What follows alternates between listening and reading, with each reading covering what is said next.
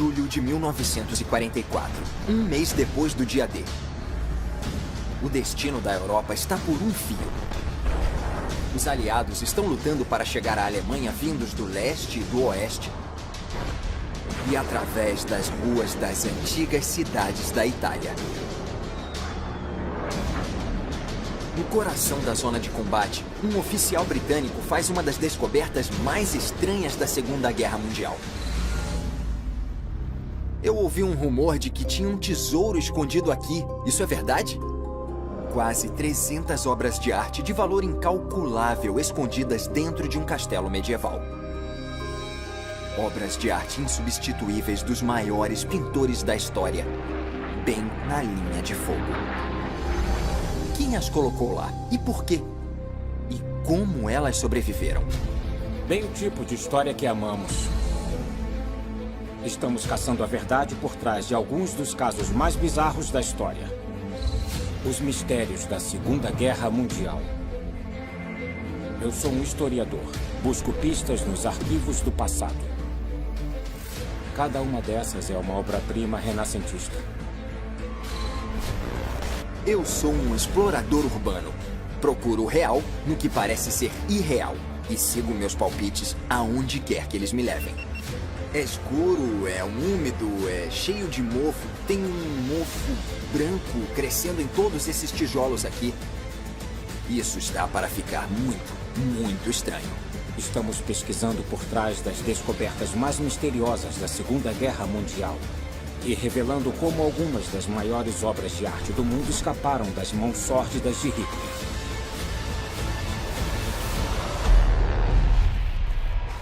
O estranho mundo nazista. A fortaleza secreta da arte. Eu esbarrei numa história da Segunda Guerra Mundial que não faz sentido. Em 1944, uma enorme pilha de obras de arte estava largada sem proteção em um castelo italiano chamado Monteguffone. E eu não estou falando de qualquer obra de arte velha.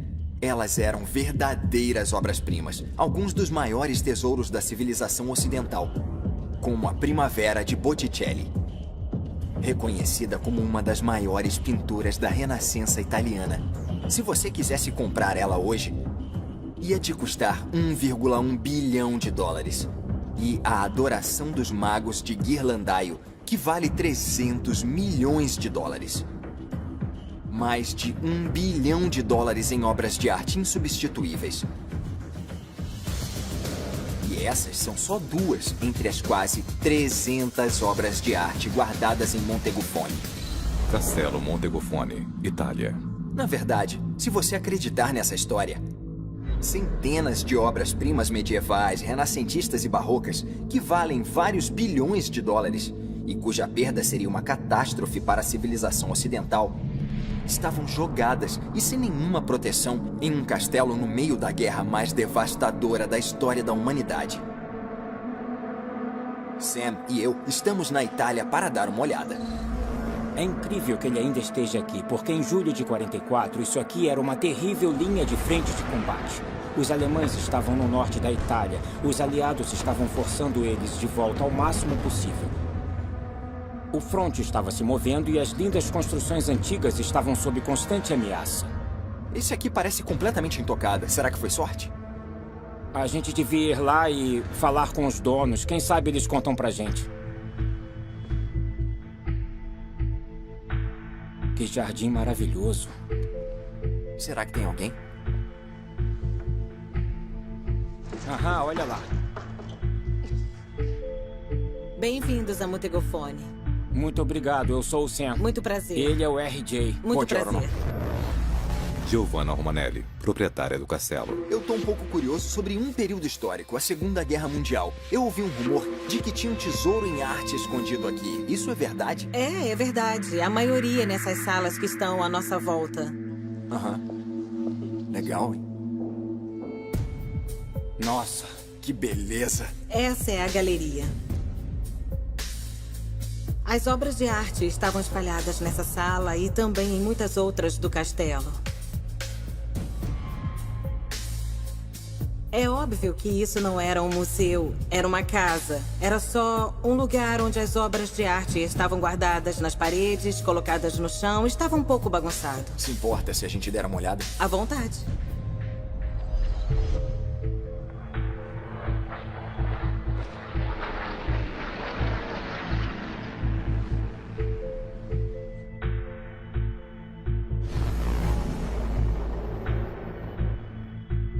Com certeza tem um pouquinho mais de espaço do que uma casinha comum no subúrbio, né? É, parece que não vai terminar nunca, né? Você já viu Downton Abbey? Era assim? Na verdade, não. Então deixa eu ver se eu entendi. Bilhões de dólares na forma das mais famosas obras de arte do mundo estavam penduradas nas paredes desse castelo durante a Segunda Guerra Mundial. E todas elas sobreviveram? Sam e eu estamos nos separando para ver se a gente consegue encontrar alguma prova do que estava acontecendo aqui durante a guerra.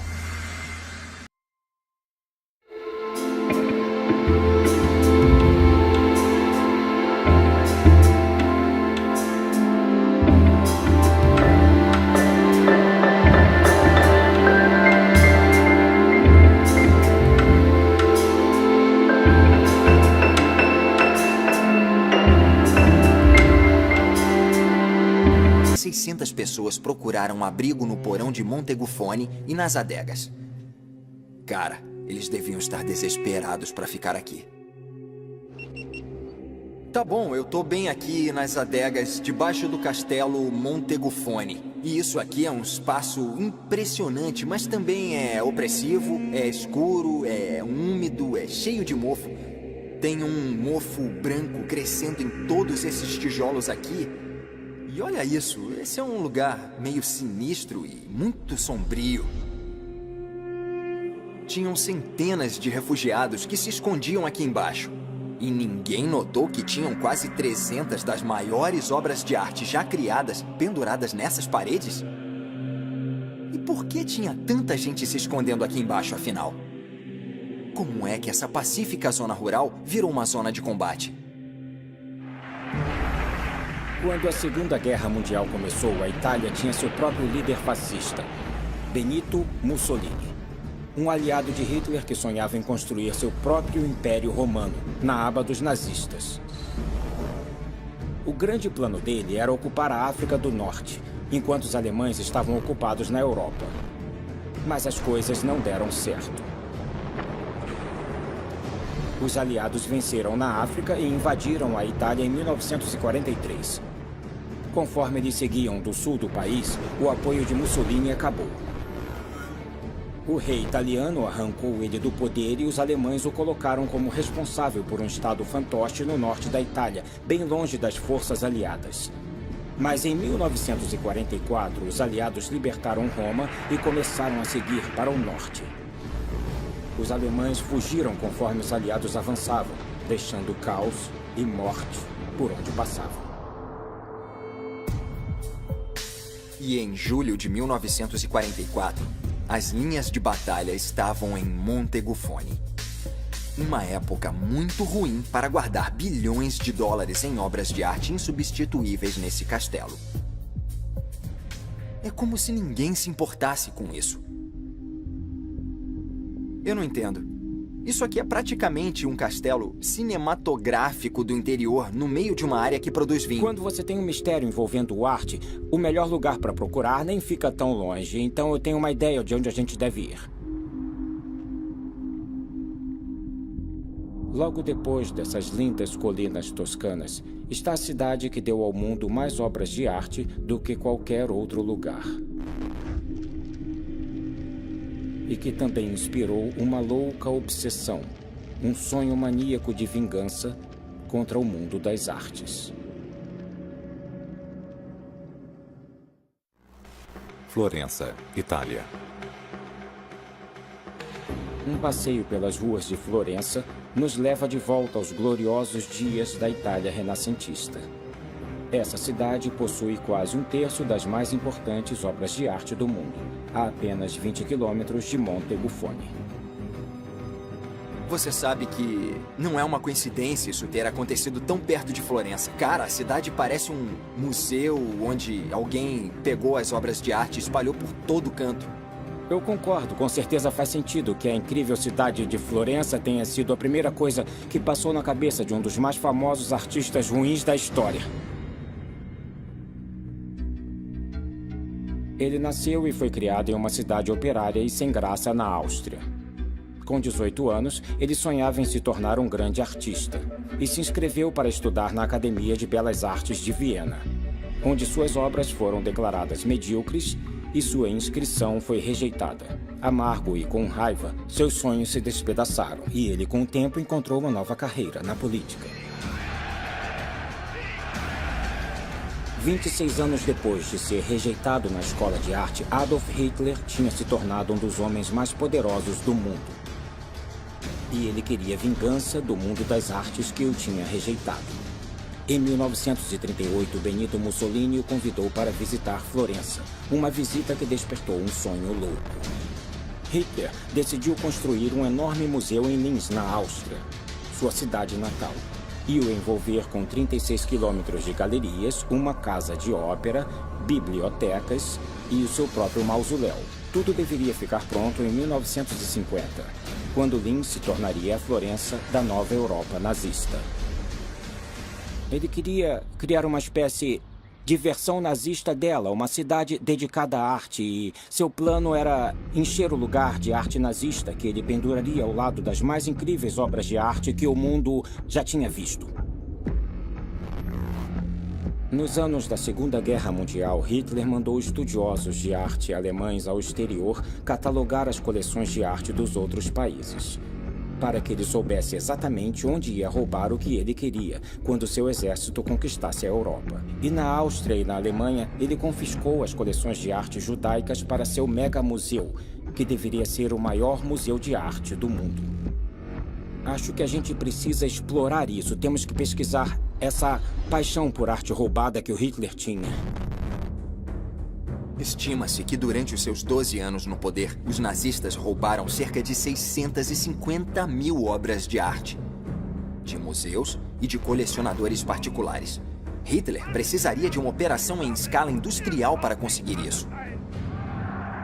E era exatamente isso que ele tinha.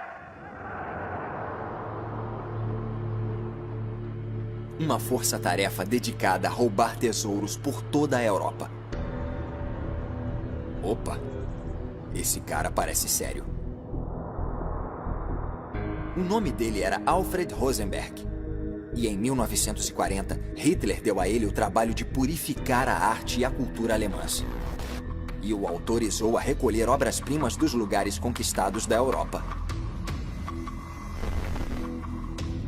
Centenas de pessoas trabalhavam para Rosenberg. Uma unidade tão grande era capaz de pegar o que quisesse. Era a pilhagem ao estilo nazista.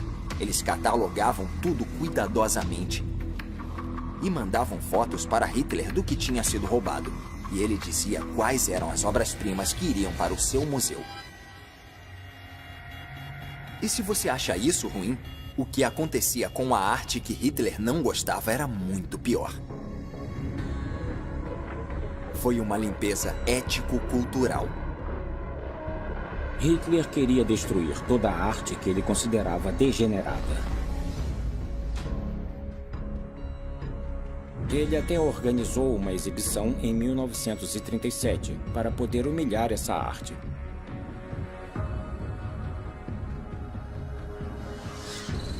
Ele ordenou que os museus alemães limpassem suas coleções. Em 1939, os nazistas queimaram quase 5 mil obras de arte que eles não gostavam. Quando eles tomaram Paris, destruíram ainda mais. Entre elas, obras de Picasso, Dalí, Miró e Klee. Algumas das maiores obras de arte modernas que já foram produzidas foram varridas da face da Terra. Foi uma perda irrecuperável para o mundo e uma atrocidade cultural. Será que os nazistas guardaram algumas das suas obras de arte roubadas no Castelo Montegufoni? As obras-primas estavam indo para a Alemanha, para o mega museu de Hitler? E será que os aliados os expulsaram da Toscana bem na hora? Temos que encontrar os primeiros soldados aliados que colocaram os olhos nas obras de arte escondidas de Montegufoni. Talvez eles tenham descoberto quem colocou as centenas de tesouros naquele castelo e por quê. Eu tô aqui em Florença e tô tentando descobrir por que havia uma enorme quantidade de arte escondida em um castelo aqui perto em 1944. Será que foram os nazistas? Será que eles estavam juntando a arte por algum motivo? Isso meio que me lembra do filme de George Clooney, Caçadores de Obras-Primas. O verdadeiro nome da unidade era Monumentos, Belas Artes e Arquivos. Mais de 300 homens e mulheres, entre historiadores de arte, arquitetos, curadores, artistas e educadores, mandados para as linhas de frente para salvar a herança da Europa. Esses soldados improváveis resgataram obras-primas roubadas em toda a Europa. Olha só isso. Uma velha mina de sal alemã chamada Altazee, onde Hitler estava guardando obras de arte roubadas. Os homens monumentos encontraram 10.000 obras lá. A obra de Michelangelo, A Madonna de Bruges, O Astrônomo de Vermeer e o Retábulo de Ghent, de Jan van Eyck. Algumas das maiores obras de arte da história. E todas destinadas a um museu fantasioso de Hitler. Eles encontraram mais obras roubadas guardadas em mais de 1.000 lugares em toda a Europa. Será que um desses depósitos ficava em Montegufoni? Será que os homens monumentos salvaram as obras? O nome desse cara sempre aparece. Frederick Hart. Ele era um estudante americano de arte florentina e, quando entrou para o exército, implorou para ser designado para os homens monumentos. Ele esteve em uma missão para resgatar as obras de arte que tanto amava e salvou o equivalente a mais de 500 milhões de dólares. Oi, Sam. Aqui é o RJ. Olha só, eu tenho um nome para você. Frederick Hart. Eu acho que ele pode ser um dos homens monumentos de Montegufoni. Tá, beleza.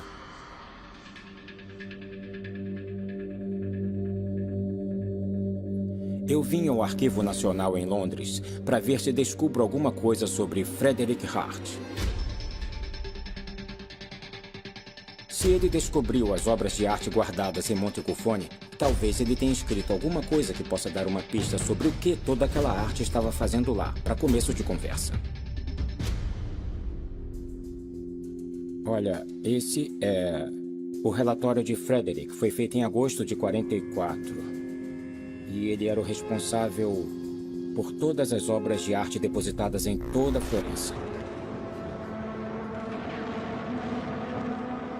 Aqui está. A batalha continuava acontecendo a pouco mais de 2 quilômetros do castelo. Ele diz que o primeiro oficial aliado a reconhecer a importância do que estava guardado em Montegufoni foi o Major Eric Linklater. Isso quer dizer que a próxima pessoa que eu tenho que encontrar é esse Eric Linklater. Parece que esse Major Eric Linklater tinha um filho chamado Magnus, e ele mora no Reino Unido. Magnus. Oi. Oi, eu sou o Sam. Muito prazer. Magnus Linklater, jornalista. O nome do seu pai apareceu nesse relatório feito pelo homem monumento Frederick Hart. Isso. Me conta a história dele e o que ele fazia lá. Bom, ele estava na Itália em 1944. Ele tinha sido encarregado pelo oficial de guerra de escrever a história oficial da 8ª Companhia do Exército na Itália. E ele tinha se encontrado com um famoso repórter da BBC chamado Winford Von Thomas. E o meu pai tinha sugerido que eles deviam se encontrar com um oficial indiano da infantaria Levi Maratha, em um lugar chamado Castelo de Montegufoni. Na verdade, ele escreveu sobre isso. Ele escreveu um texto maravilhoso sobre o que isso. ele descobriu.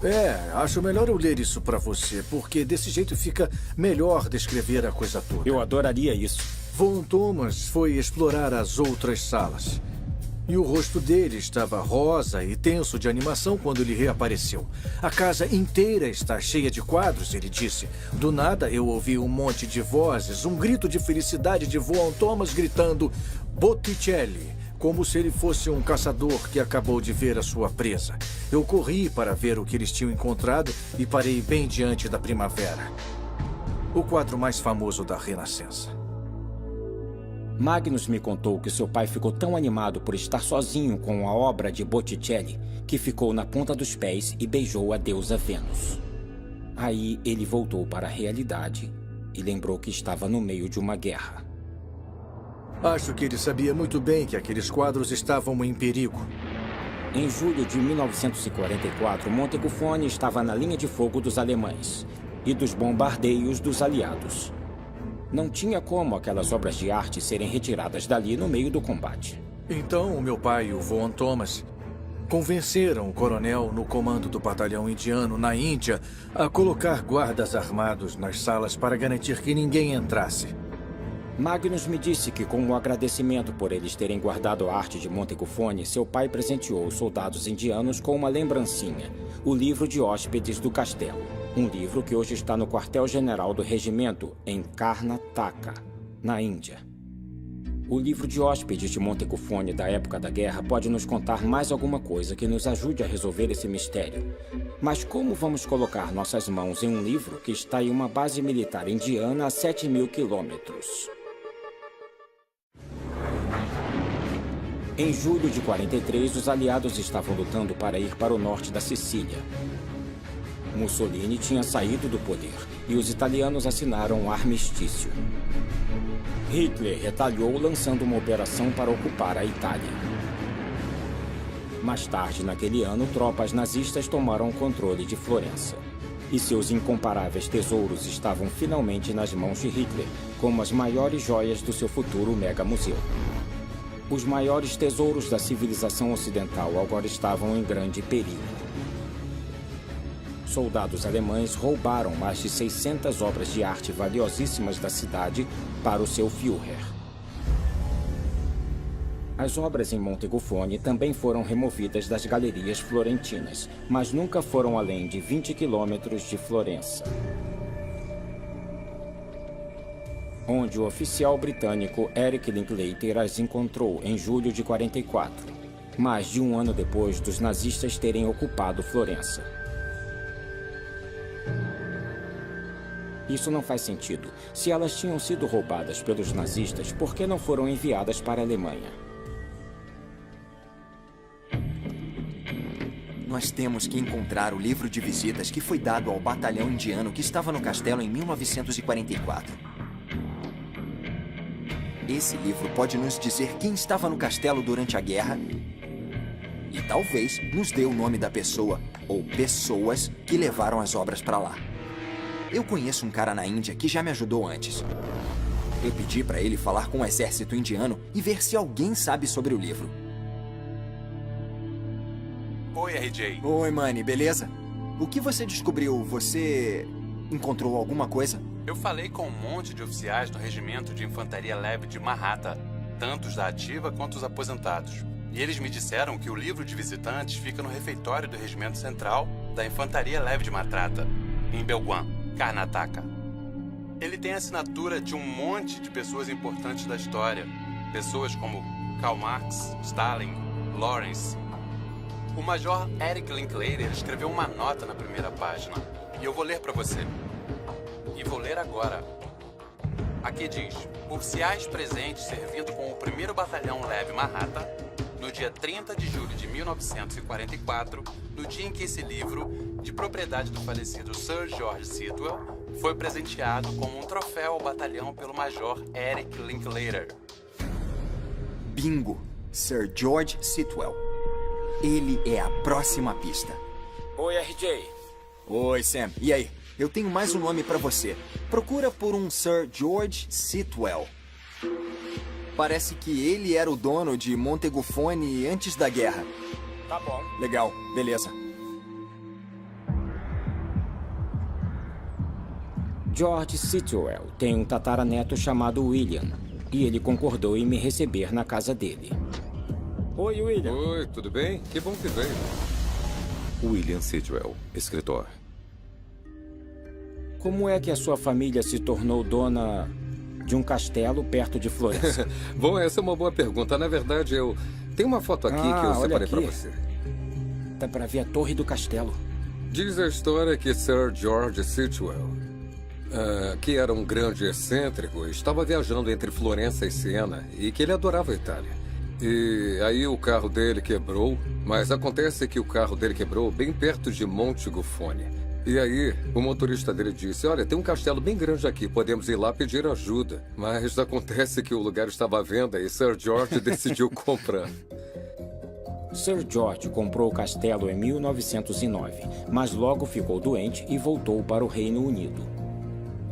Quando ele morreu em 43, seu filho Osbert herdou o castelo Monte Gufone, mas não pôde viajar para lá por causa da guerra. Já ouviu sobre obras de arte guardadas no castelo na época da guerra? Ah, claro. Puxa, é uma história famosa, a história da minha família. A minha família sempre adorou arte, mas também era um tipo de protetora da arte, porque aquelas obras ficaram lá por muitos anos. Então, no fim das contas, não foram os nazistas. William me conta que as obras de arte, na verdade, estavam guardadas no castelo desde o inverno de 42. Muito antes da queda de Mussolini e da invasão aliada na Itália no verão de 43. E muito antes dos nazistas ocuparem a Florença.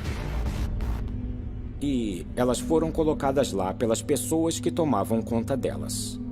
Foram as autoridades artísticas que pediram a permissão da minha família para usar os porões de Monte Gufone para guardar as obras de arte em segurança, porque, sabe, os alemães queriam roubar algumas delas. Algumas das obras de arte mais valiosas da Itália, eles teriam ido direto para as galerias de arte de Florença. Então, esses donos de galerias decidiram, vamos esconder essas obras, vamos encontrar castelos com porões grandes e que fiquem fora da vista. Sabe, e você tinha que procurar um bocado para encontrar. Basicamente, as obras foram mandadas para fora de Florença e escondidas em Monte Gufone. No fim das contas, a verdadeira história acabou sendo um dos grandes resgates da Segunda Guerra Mundial. Os londrinos evacuaram suas crianças para o interior da Inglaterra para que elas ficassem a salvo do bombardeio alemão. Famílias heróicas na Europa ocupada pelos nazistas colocaram suas vidas em risco para esconder judeus da Gestapo e os ajudar a escapar. E em Florença, um grupo de curadores salvou centenas de tesouros artísticos dos ladrões de arte de Hitler. Mas ao esconder as obras em Monte Gufone, eles estavam correndo um grande risco. Os donos do castelo, os Sitwells, eram britânicos, e em 42 a Itália e a Grã-Bretanha eram inimigas e estavam em guerra. Ao esconder as obras em Monte Gufone, os curadores de Florença estavam entregando o patrimônio inestimável do país nas mãos dos seus inimigos, para que fosse protegido dos aliados da Itália, os alemães. Isso é ou não é estranho? Alguma correspondência sobreviveu ou alguma pista de quem estava conversando com os seus parentes? Olha, eu nunca vi nenhuma correspondência. A única coisa que eu sei é que tinha um homem. Eu acho que o nome dele era Giovanni Poggi. Eu acho que esse era o nome. E Poggi teria se aproximado de Sir George Sitwell ou de um parente dele e dito: podemos guardar as obras de arte de Botticelli em Monte Gufone? Quem quer que fosse Giovanni Poggi, o risco que ele correu com tantas obras de arte florentina inestimáveis realmente valeu a pena. Em 44, os aliados estavam cercando a Florença com a intenção de emboscar os alemães. Em uma última tentativa de atrasar o avanço dos aliados, as forças alemãs explodiram 5 pontes históricas de Florença no rio Arno. Apenas a Ponte Vecchio foi poupada, mas as explosões destruíram a área à sua volta, 1/3 do coração medieval da cidade. Florença foi muito danificada, mas as obras de arte em Monte Gufone sobreviveram. Florença, Itália.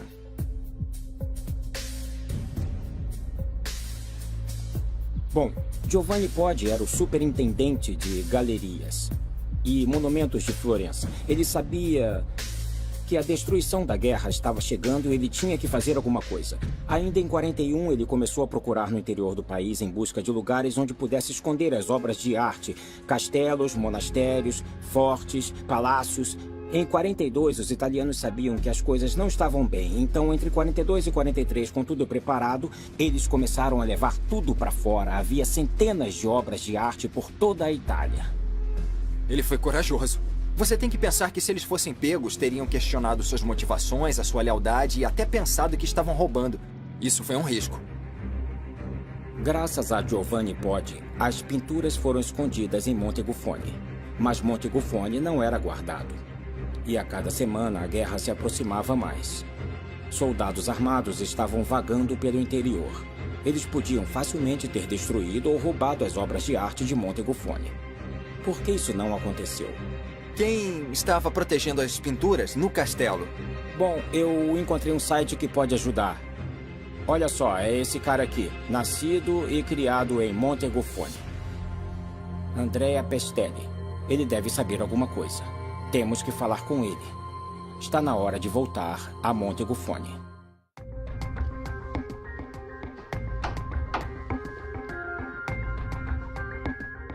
Bom dia. Oi, Andrea? Sou André. Eu sou o Sam. Esse é o RJ. Bom giorno.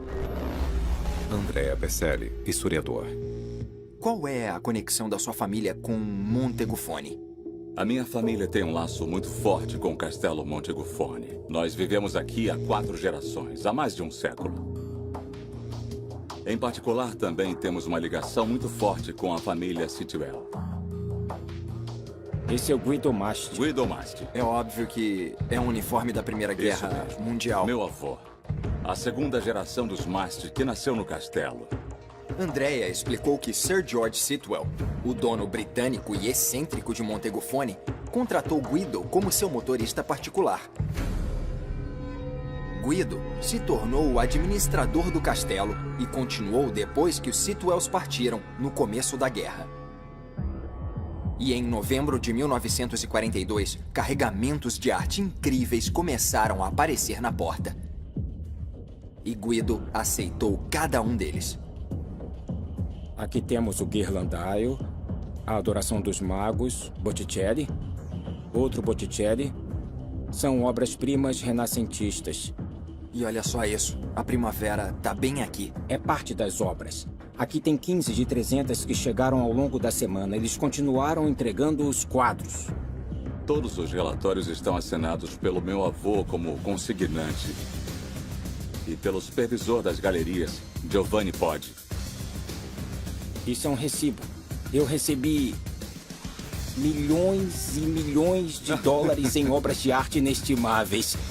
E vou me responsabilizar por elas.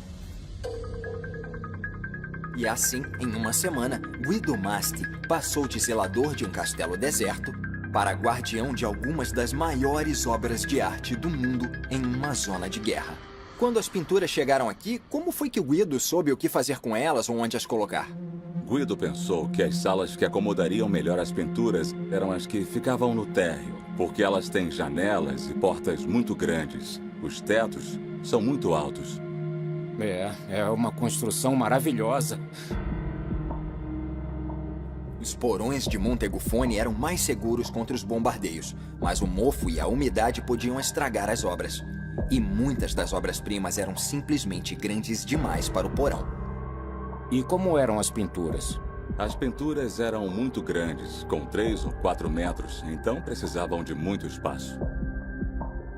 No primeiro dia, elas foram colocadas nesse salão à esquerda. Nossa, que máximo. Só no último dia, quando mais pinturas de Uffizi foram enviadas e não tinha mais nenhum espaço no castelo, eles tiveram que colocar elas de novo nesse salão, que era um labirinto de pinturas. Era quase impossível andar por elas. Eu estou tentando imaginar como é que deve ter sido. Guido Masti orquestrando quais obras de arte iriam para onde. Uma espécie de curador de arte da guerra. Por 1 ano e meio, ninguém ameaçou as pinturas. Mas no verão de 1944, as linhas de frente da guerra tinham chegado a Monte Gufoni. E o pior pesadelo de Guido se tornou verdade. No dia 15 de julho, uma divisão de paraquedistas apareceu na porta. E o oficial dela entrou no salão. incrível. Uma unidade de combate nazista toma um castelo e esbarra em quase 300 obras de arte que os ladrões de arte do Führer teriam agarrado na mesma hora. Mas aqueles caras não eram amantes de arte.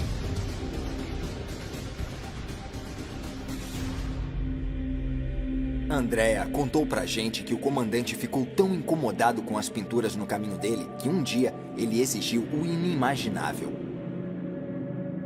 Ele ordenou que o meu avô jogasse todas aquelas pinturas inúteis no quintal. E que, se ele precisasse de ajuda, podia pedir para os soldados. Ele queria que as pinturas fossem levadas para o quintal e fossem queimadas.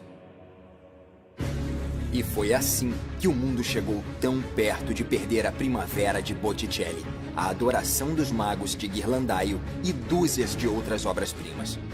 Deve ter sido um momento assustador para Guido. E o oficial dela entrou no salão. Andrea contou pra gente que qualquer um que tentasse impedir os alemães de queimar as obras provavelmente seria morto. Mas o seu avô pensou rápido e encontrou outra forma de salvar as pinturas. E que, se ele precisasse de ajuda, podia Ele simplesmente deu ao comandante alemão tanto vinho que ele ficou bêbado e esqueceu do assunto. Os paraquedistas acabaram indo embora, conforme os nazistas se retiraram da Itália. E assim terminou um dos maiores perrengues da história da arte. E as autoridades em Florença, que esperavam que as obras estivessem a salvo, eles tinham ideia do que acontecia? O meu avô não teve nenhuma notícia das autoridades supervisoras por 6 ou 7 meses. As pinturas eram muito grandes.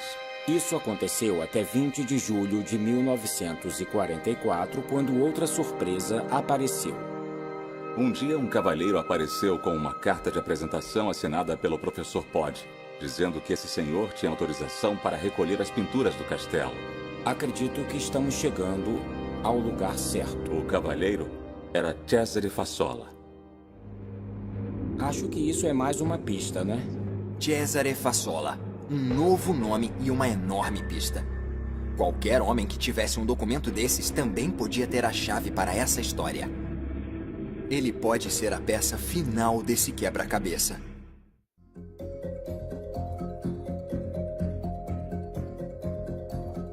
Eu acho que a gente devia chamar isso de caso das 250 misteriosas obras-primas escondidas no Castelo Monteguffone no final da Segunda Guerra Mundial. Onde elas ficaram guardadas por um zelador, que encheu os alemães de bebida para que elas não fossem queimadas. E foi nesse momento crucial em que 2 exércitos se enfrentavam que outra pessoa entrou na história. Ele é a peça final e o motivo pelo qual as obras ainda estão aqui, para serem vistas pelo mundo. Sabemos o nome dele, Cesare Fassola. E sabemos que ele apareceu no Castelo Monteguffone em julho de 1944, levando uma carta que o autorizava a assumir a responsabilidade pelas inestimáveis obras de arte escondidas lá. Mas quem era ele?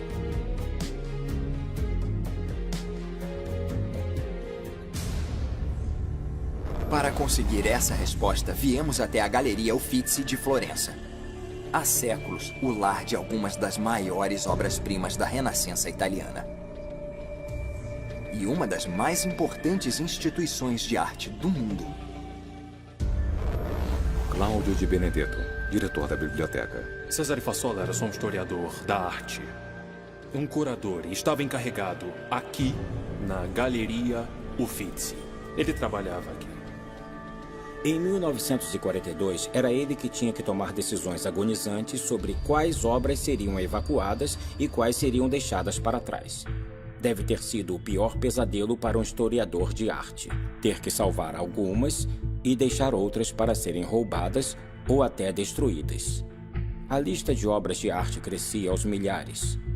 Embaladas em cerca de 3.000 caixas, elas eram colocadas em caminhões e transportadas em comboio para lugares secretos no interior. Um desses esconderijos era Monteguffone. Cesare Fassola deve ter se sentido aliviado. Para proteger com o corpo. Mas apenas por um tempo. 1 ano e meio depois, a guerra estava batendo na porta de Florença. Os diretores das galerias não faziam ideia se as obras que eles esconderam tinham sobrevivido. eles também sabiam que os alemães em fuga passavam as mãos em tudo o que podiam. Então, Fazola decidiu viajar até Montegufoni para ter certeza de que as obras de Uffizi estavam seguras. Para chegar no castelo, ele teve que andar quase 20 quilômetros no meio de uma zona de combate. Era um risco enorme, mas quando Fazola chegou a Montegufoni, ficou feliz por ter ido. Pode dizer o que Fazola descobriu quando chegou em Montegufoni? Tudo estava fora de lugar, estava correndo perigo, portas abertas, caixas abertas. Ele dormiu em uma caixa... Para protegê-las horrível. usando o corpo. Para proteger com o corpo. E esse foi um momento especialmente dramático.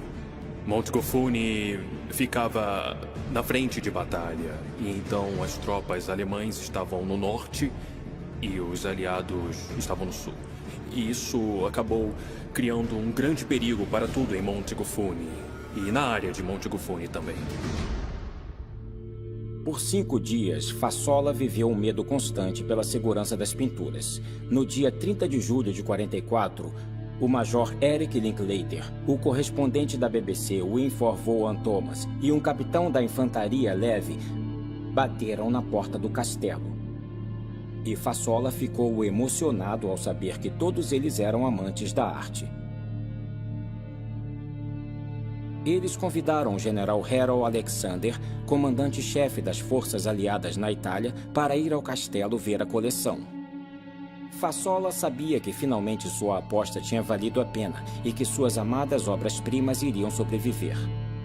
Um ano depois, em julho de 45, ele e suas equipes tinham recuperado todas as obras de arte que tinham escondido em volta de Florença e as levaram sãs e salvas para as galerias às quais pertenciam, e Fazola era um homem feliz e aliviado. Ele escreveu em 1945 esse livro sobre a história das galerias de Florença e a guerra. Vale a pena ler. Dá para perceber a paixão desse cara aqui no último parágrafo. Todas as obras de arte que eu temia que tivessem um terrível destino vão voltar para nós, trazendo a luz da sua beleza e para atrair tantos peregrinos quanto antes, de todos os países, e para inspirar pensamentos pacíficos. É verdade. Ele estava certo. Ele estava certo, Agora sabemos como quase 300 obras-primas foram parar no castelo Montegufoni durante a Segunda Guerra Mundial. E sabemos quem foram os heróis que as salvaram. É engraçado, foi só um grupo de pessoas comuns que conseguiram ajudar a salvar algumas das maiores obras do mundo. Você pode imaginar como Fazola deve ter se sentido quando tudo aquilo acabou. As obras estavam a salvo e podiam ser devolvidas para Florença para serem restauradas, e Hitler não conseguiu pendurar nenhuma delas no seu museu. A parte estranha é que Hitler nunca desistiu da sua obsessão pelo Museu Führer, mesmo quando tudo estava perdido. Em fevereiro de 45, quando as forças soviéticas estavam no solo alemão prontas para lançar uma ofensiva final a Berlim, ele estava examinando um modelo de Führer Museum no seu bunker. Ele até escreveu no testamento que o Führer Museum deveria ser construído depois da sua morte. Era como se o sonho louco dele de se vingar do mundo da arte continuasse quando tudo mais tinha acabado. Ele era mesmo um fracasso total. Ele falhou como artista, ele falhou como ditador, ele falhou no roubo das obras e, no fim das contas, foram aqueles amantes da arte, que não tinham nada a ver com política, que salvaram o dia.